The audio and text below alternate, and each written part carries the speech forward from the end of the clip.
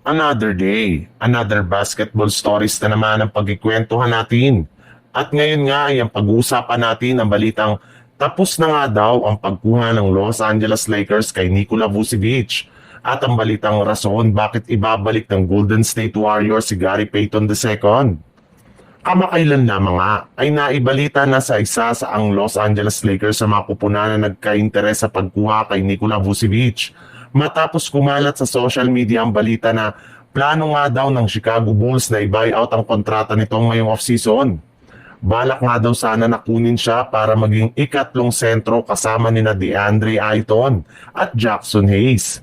Pero makalipas nga ang ilang linggo, mula nang lumabas ang ganyang klaseng balita ay bigla na lamang ang nawala ng interes ang Lakers na makuha si Vucevic ngayong off-season. At ayon nga sa isang insider mula sa Lakers, isa nga daw sa mga dahilan bakit itinigil na ni Rob Pelinka ang pagkuha sa center ng Bulls ay dahil kontento na rin naman nga sila sa kanilang mga big man na sina Jackson Hayes, especially na si Andre Ayton na nagpakitang gilas pa lang noong nakarang araw sa kanyang ginawang practice. Mas gusto nga nila na mag-focus kay Ayton at mabigyan ito ng mas madaming playing time. Well, alam naman nga po ninyo na kapag kinuha pa sina Vucevic ay mag-aagawan na nga sila ng minuto sa loob ng court. Kaya hindi na nga maipamamalas pa ni Ayton ang kanyang tunay na laro at potensyal. Bukod rin dyan, meron na rin naman nga silang kinuhang bagong center ngayon sa katauhan ni Kyler Kelly na mas nababagay nga daw bilang ikatlong center ng Lakers gayong bukod nga sa mababa nitong kontrata ay isa rin naman itong defensive player na mapapakinabangan ng team.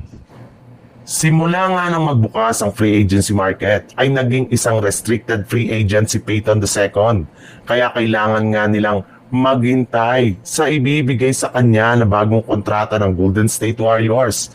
Subalit, makalipas nga ang 2 buwan ay wala pa rin naman nga sa kanyang ibinibigay na bagong kontrata.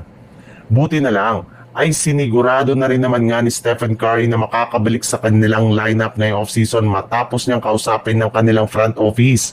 At sabihin dito na kailangan nga daw ng kanilang team na pabalikin si Payton sa lalong madaling panahon.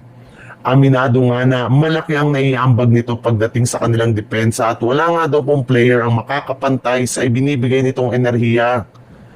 Kapatid rin naman nga daw nito ang kanyang turing kay Ayton.